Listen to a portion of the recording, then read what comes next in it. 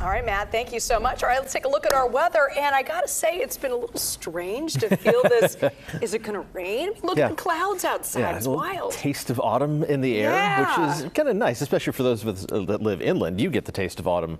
Always. May through August for the most part, and then when autumn arrives, summer arrives for the coast. It's nice to know, though, there's a little bit of moisture in the air, especially since we're in the midst of fire season. And this is a system that's really going to help the fire season in Oregon and Washington a lot. Not going to have too much of an impact in California, but still, it's a bit of an unusual pattern. So we're going to take a look at the big picture perspective and talk about what is happening across the entire region with this very autumn-like storm system that is impacting our weather, even though this storm system is sending most of its energy and most of its moisture into the Pacific Northwest, into Oregon and Washington. But it's the presence of this early fall-like storm system that has kicked in the stronger onshore breeze, brought some of that cloud cover across the Bay Area, even a little bit of drizzle in the Santa Cruz Mountains today, a little bit of that along the coast, and even an outside chance of a passing rain shower. Now, the bulk of the impact of this storm system is beneficial for the Pacific Northwest, but that's not necessarily the case everywhere. So let's take a look at the national map, and I'll put some of the warnings on the map. And there are some trouble spots as we zoom in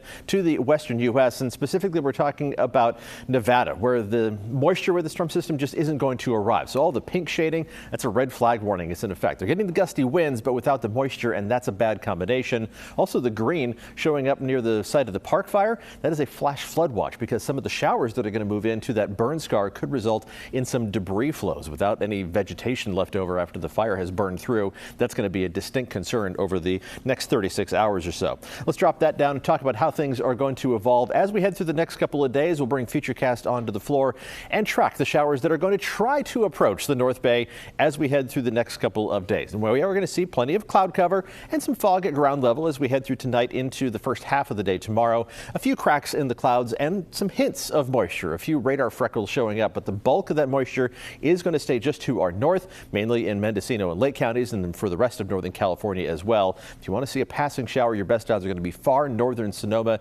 and Napa counties as we head through tomorrow afternoon and tomorrow evening. And then as we head into the weekend, well, we'll start with clouds on Saturday. Those clouds are largely going to be dissipating as we head towards midday and into the afternoon. So clearing skies and gradually some warmer temperatures returning.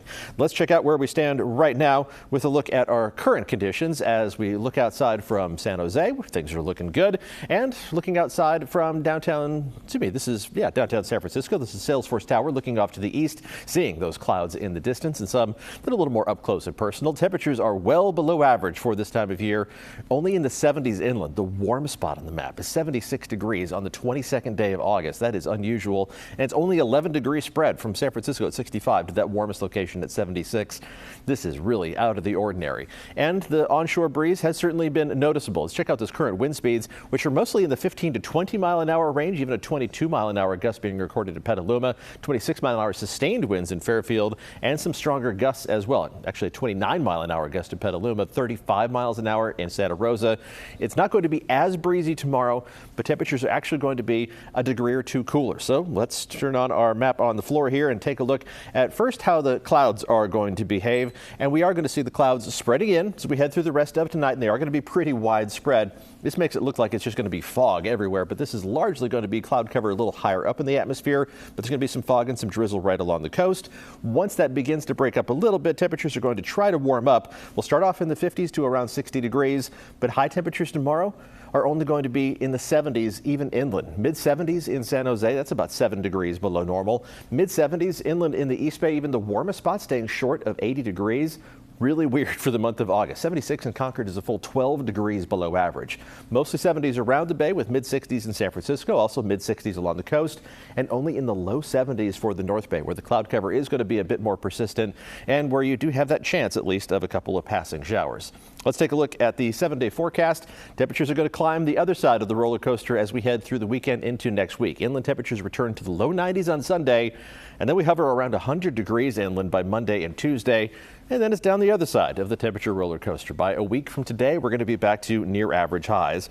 Temperatures near the bay also warming up from the 60s and 70s tomorrow to temperatures getting up into the low 80s for a couple of days by Monday and Tuesday. And the warm up should even be noticeable along the coast.